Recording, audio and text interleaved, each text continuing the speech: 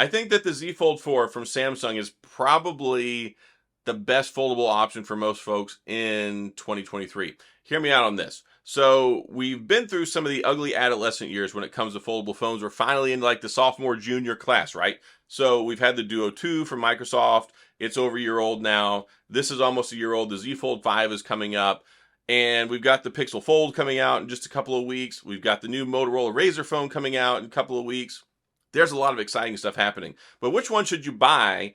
And should you go out on a limb to pick one of these things up? And the thing is, when it comes to the Z Fold 4, there's a lot of stuff that's going on with this that really, I think we're not going to see that much of an upgrade when it comes to the Z Fold 5.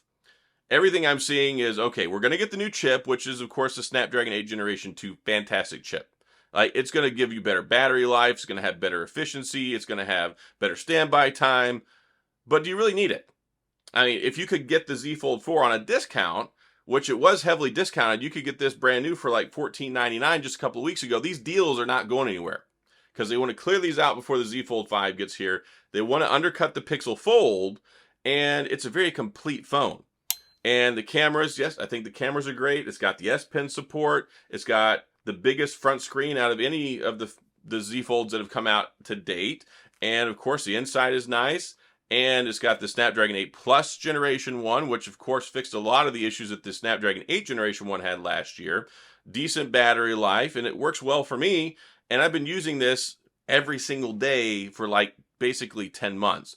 So I can say with a lot of experience, a lot of time that I've spent on this, this might be the best option for most folks. And I said this last year, the Fold 3 was still a good option for people who wanted to get one, but didn't want to spend a ton of money. I mean, I got a Fold 3 off of eBay with a 1-year warranty for like $500, like back around Christmas time.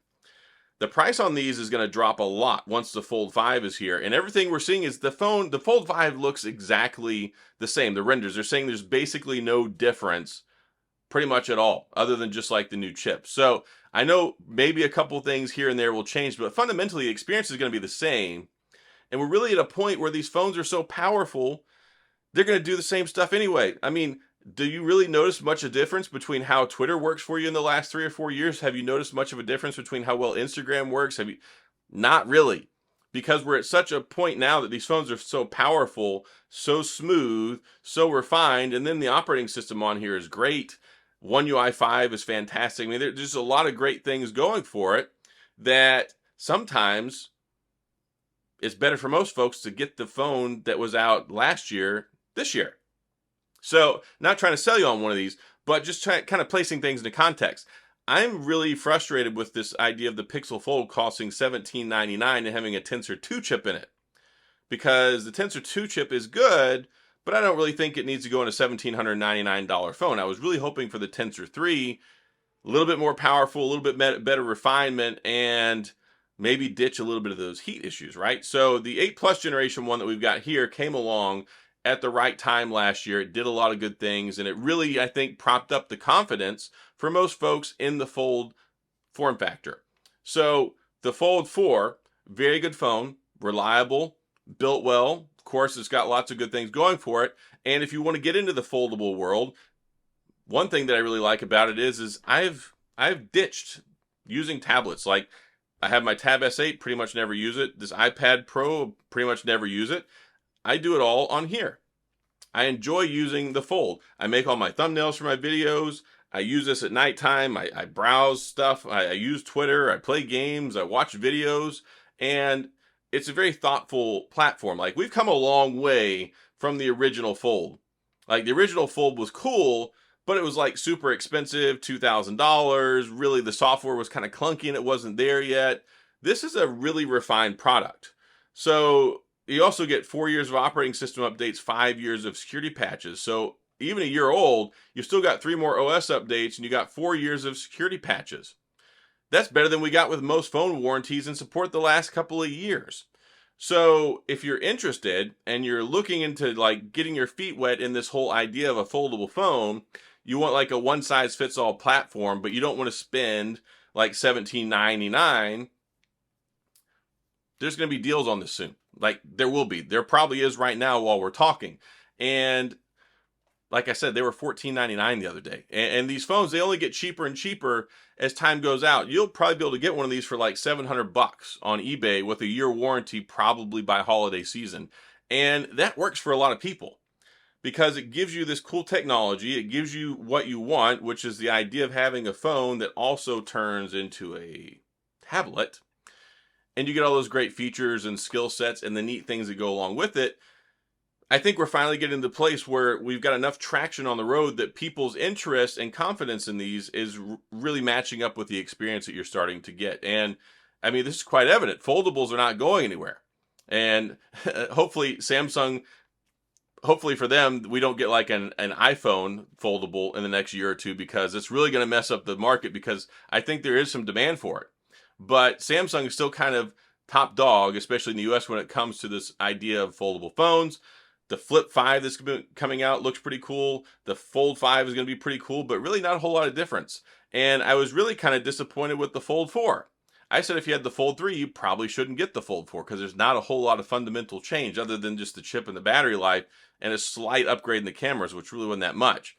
But if you haven't gotten a foldable, or you wanted to get one, I think this presents a unique opportunity, because finally, where we're getting with these phones and what you get out of them and the expectations and the maturity of the platform is where people are like, okay, this is great. Like, this is not just a gimmick. It's not just okay, they want an expensive phone to sell so they can make more money. There is a lot of practicality here, and it's a really enjoyable experience. And most people that get them really appreciate them and enjoy them. So I just wanted to take some time and talk about this, because most people are always looking forward to the new one. They're like, oh, well, I'll get the Fold 5. From a consumer perspective, and when I look at this from a tech enthusiast and someone who values getting the most out of your money and not wasting it on like extra stuff that really isn't that much of an improvement, I think that we're going to be in a very, very good position. Like the Fold 3, a year old, okay, maybe $500, that's a good deal, especially with the warranty. But the Fold 4, the prospect of getting this cheaper on a discount, buying one that might be refurbished or used, Amazon renewed, you get the 90-day unconditional warranty, send it back if anything's wrong with it, or the ones you get from eBay, you get the All-State warranty. And there's a lot of different ways that you can work this in your favor without even buying a brand new one to save even more money, that really finally get you what you want without having to like jump over those hurdles and pay tons of money for it. Because yeah, $17.99 is a lot of money, and this is not something most people spend every year on a phone. These things are supposed to last 3, 4, 5 years, and now I think people are feeling pretty good about how good they are, how long they hold up, what benefits they bring to the table. It's not really, I think, an experiment anymore. I think things are pretty well here to stay. Take a look around. In the Chinese market, you've got Oppo making them, you've got Vivo making them, Huawei making them, Honor making them, even some budget companies like Techno making them with the Phantom V. So yeah, I think it's a matter of time till it really kind of accelerates and takes off here more in the US. But when you take a look at the competition, I think just on paper, in my experience with this, I have more confidence in this than I do in the Pixel Fold. And do I really think that it's going to be anything groundbreaking from a Fold 4 to a Fold 5 perspective with Samsung, that you wouldn't want to get one of these used, renewed, or on a cheaper discounted price? No, this one's great. And me as being like a high-end like tech enthusiast, somebody who really uses this a lot, it's held up really well for me, even almost a year later, to the point where like I don't feel like I need to get the new one.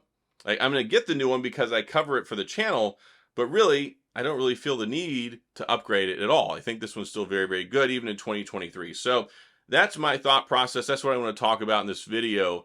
If you're in the market and you're looking around, don't want to spend all the money on a Pixel Fold, don't want to wait and spend a bunch of money on the Fold 5, or you want to wait a couple months longer and see what kind of deals that you can get on these, probably a good idea, because it might finally be the time to where you can get something, get one of these things, and get it at the price that's right for you and still have a really good quality product for a long time. So that's my thought process on this. Love the Z Fold 4. It's really turned things around and changed my mind, because I didn't really buy in until the Fold 4. I carried this as a daily driver. I've been using it extensively, and now I don't even want tablets anymore. I just want to use this, and I really enjoy it. So that's all I've got. If you have any questions or comments, please go to the comment section. I'll get back with you, or do my best to get back with you. If you enjoyed the video, please hit the like and the subscribe button. and the little notification bell if you want updates when new videos come out. And as always, thanks for being here. I appreciate you watching, and I'll see you guys next time.